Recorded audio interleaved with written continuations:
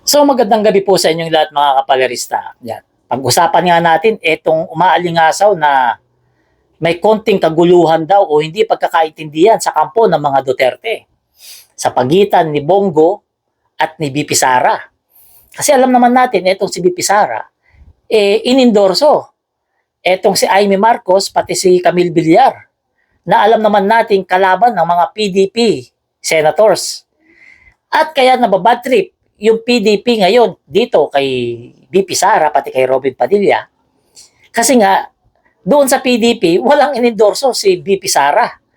Pero doon sa alyansa, may inendorso si BP Sara.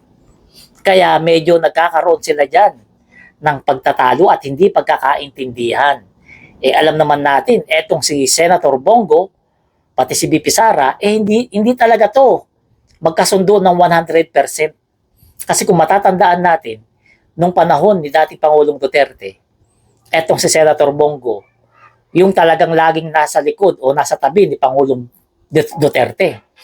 At etong sila BP Sara, hindi nga nagpupunta ng Malacanang nung panahon ni dating Pangulong Duterte. Hindi sila nagpupunta ng Malacanang. Kasi nga, hindi nila kasundo etong si Bongo at maging si Hanilet, yung asawa ni dating Pangulong Duterte. Pagkakaalam ko ha, etong si Bongo at saka etong si Hanilet, magpinsan. Magpinsan ba o magpamangkin? Basta parang gano'n, magpinsan yata talaga. Magkamag-anak sa madaling salita. O ngayon, may mga vlogger na nagsasabi na etong si Bongo raw talaga, gusto raw talaga nitong manalo na number 1. Kasi nga, preparasyon niya raw yan para sa pagtakbo niyang presidente sa 2028. Yan na, nako. May mga vlogger na nag-vlog niyan na si Senator Bongo, hindi lang pala senador ang kagustuhan niya. Gusto niya pa pala maging presidente sa 2028, kaya gano'n na lang pala siya nagpapalakas talaga ngayon. Di ba? Kasi ang talagang panglaban nito ni Senator Bongo, yung Malasakit Center. May mga vlogger na nagsasabi na etong si Bongo, malakas daw talaga sa tao, gawa nga ng Malasakit Center niya. At si BP Sara, malakas lang sa tao kasi nga anak siya ni dating Pangulong Duterte. Pero kung papipiliin daw, mas maganda raw maging presidente itong si Bongo at vice president na lang daw si BP Sara ni Bongo. Kasi nga may Malasakit Center si Bongo na nakakatulong sa mga tao. So, dyan pa lang, nakikita na natin na hindi talaga sila solid. Hindi solid yung kampo ni dating Pangulong Duterte. Kasi aminin natin, may mga DDS na ayaw rin kay BP Sara. Sa mga pamamalakad ni BP Sara, maraming mga DDS ang ayaw. Mga tauhan ni dating Pangulong Duterte ang ayaw sa mga pinagagawa ni BP Sara. Tanging si Senator Robin Padilla lamang yata ang natutuwa na inendorso ni BP Sara si Amy Marcos at saka si Camille Villar. Samantalang si Robin Padilla ay president ng PDP laban at si Sara ay anak ni dating Pangulong Duterte, pero wala siyang inendorso doon sa mga senador ng PDP laban. Nakita nyo ba na inangat ni BP Sara yung kamay ni Bongo? Nakita nyo ba na inangat ni BP Sara yung kamay ni Bato de la Rosa? Di ba wala? Kung hindi ako nagkakamali, baka hindi ko lang rin nakita talaga. Wala. Sa pagkakaalam ko, hindi itinaas ni BP Sara yung kamay ni Bongo pati ni Bato de la Rosa. Kahit ni Philip Salvador, hindi niya tinaas yung kamay. Pero yung kamay ni Amy Marcos pati ni Camille Villar, itinaas ni BP Sara at sinabi pang suportahan at iboto. Yan. Diyan nagsisimula talaga ang lihim na hidwaan ngayon dyan sa PDP na siguradong lalaki pa yan. Lalaki pa yan. Kasi makikita natin dyan yung mga sarili nilang interes ang nangingibabaw dyan. Nakikita natin dyan, wala silang pagkakaisa. Kasi kung ano yung ikabubuti ng mga sarili nila, yun ang mangingibabaw dyan. Yan siguro, yes, yan na nakikita natin dyan. Maganda yan, nagkakagulo sila para hindi sila masyado makapag-concentrate na pabagsakin si PBBM. Hindi sila masyado makapag-concentrate para pansinin si PBB. Maganda sila magbanatan para malihis yung atensyon nila. Kasi si Senator Bongo, kung ako lang ha, mas maganda pa, mas bagay pa yan. Tumakbo na presidente kaysa kay VP Sara. At least si Senator Bongo, may napatunayan ng Malasakit Center. Si VP Sara, wala pang napatunayan kahit 5 duling. Di ba? Nag-resign nga sa DepEd kasi hindi niya kayang patakbuhin yung DepEd. Pero etong si Senator Bongo, marami rin sa mga DDS ang gusto na siya ang magpresidente. Kaya ginagawa nila ang lahat ngayon para manalo at hindi lang manalo, na mag-number 1 pa. Oh. Di ba? Kaya dyan pa lang nakikita natin na hindi talaga sila solid. Hindi sila solid. Kung ako kay VP Sara, labanan niya itong si Bongo kung magpipresidente. Kung magpresidente itong si Bongo, kung totoo man yung chismis, magpresidente siya sa 2028, si Bongo, labanan ni VP Sara. Huwag siya papayag na mag-vice president siya kay Bongo. Huwag siya papayag kasi vice president na nga siya ngayon. Vice president pa rin tatakbuhin niya. Hindi pwede yun.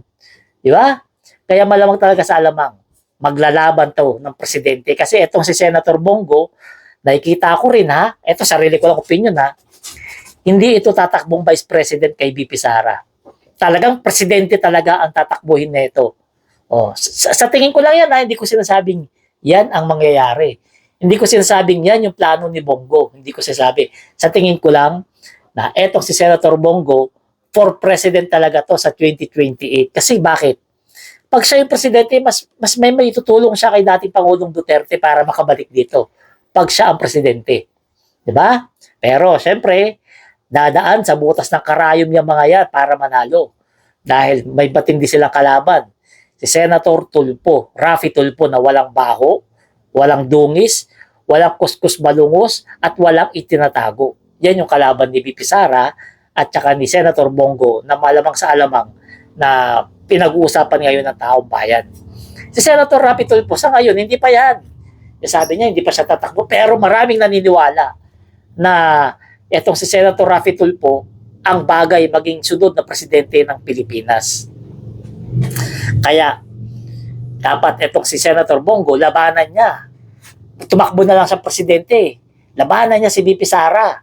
Sa tingin ko mas malakas pa itong si Bongo sa mga tao kaysa kay VP Sara. Kaya kung ako sa iyo, kung si Senator Bongo, kung nanonood ka sa vlog ko, sigurado naman mananalo ka ngayon, Senador. Sigurado yan. At pag nanalo ka ngayon, labanan mo si VP Sara presidente. Labanan mo sa 2028. Kasi ako mas naniniwala ako. Mas malakas ka sa tao kaysa kay VP Sara. Kasi ikaw may napatunayan na yung Malasakit Center mo. Kahit yung budget dyan, galing naman sa DSWD. Hindi mo naman pera yung pera dyan sa Malasakit Center. Pero kung ma-credit sa'yo, akala mo pera mo. Pero pag nilabanan mo itong si VP Sara, sa pagka-presidente sa 2028, ay good news talaga yan. Di ba? Good news yan pag nilabanan mo si VP Sara pagka-presidente sa 2028. Kasi marami rin sa mga kasamahan nyo dyan sa PDP, galit, ayaw sa ginawa ni VP Sara na pag-endorso kay Amy Marcos, pati kay Camille Villar. Di ba? Nakikita naman natin yan Ultimo mga vlogger ninyo, mga DDS, hindi sumasang-ayon sa pag-endorso ni VP Sara kay Amy at kay Camille habang kayo hindi niya inendorso. Di ba? Isa lang ibig sabihin yan. Hindi ninyo hawak si VP Sara. Hindi nyo kayang utusan si VP Sara. Kilala naman natin si VP Sara, may paninindigan yan. Matapang yan, hindi yan pwedeng pasunod-sunurin. Yan ang problema ninyo ngayon. Kung paano nyo mapapasunod si VP Sara. Kung sa tatay nga niya, hindi sumunod yan Sa inyo pa kaya, napipitsugin lamang? Di ba? Di ba kung kay dati Pangulo Duterte ka, hindi yan sumunod. Na tumakbo presidente noong 2022. Kayo pa kaya? Na mga tauhan lang ni dating Pangulong Duterte? Kaya para sa ikabubuti ng Pilipinas, Senator Bongo, labanan mo yan sa 2028 para bayaan natin yung mga DDS. Alam naman natin, konti na lang yung mga DDS, siguro mga 1 bilyon na lang yan. Bayaan nyo sila magdesisyon kung sinong sa tingin nilang dapat maging presidente. Si Bongo ba o si VP Sara. Pero syempre, nandiyan pa si Rapi Tulfo, pati si Speaker Martin Romualdez. Yeah? Kaya good job talaga yan kung labanan ni Senator Bongo itong si Sara. Wag siya mag-vice president kay Sara, wag. Labanan niya. Harapin niya si VP Sara, labanan niya para malay mo, manalo pa siyang presidente, o di swerte niya. Basta ang mahalaga ngayon, labanan niya si VP Sara sa pagka-presidente sa 2028. So kayo, ano sa tingin nyo? Kaya ba labanan ni Bongo etong si VP Sara sa 2028 presidential election? Sino ba sa tingin sa kanila ang dapat manalo? O baka wala dapat sa kanila manalo kasi nga ay may matitindi rin yung kalaban nila. Di ba? So, comment nyo na lang ang inyong reaction. At huwag nyo kalimutan na paki-subscribe po itong bagong-bagong YouTube channel natin. So, ganito na lang. Salamat.